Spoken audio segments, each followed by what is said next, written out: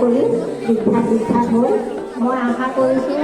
আমাৰ এই বিদ্যালয়ৰ বাৰ্ষিক পত্ৰিকাৰ পৰাও একোগৰাকী নিৰূপমা বৰগোহাঁই, মামণি ৰঞ্জন গোস্বামী, অনুৰাধা শৰ্মা পূজাৰীকে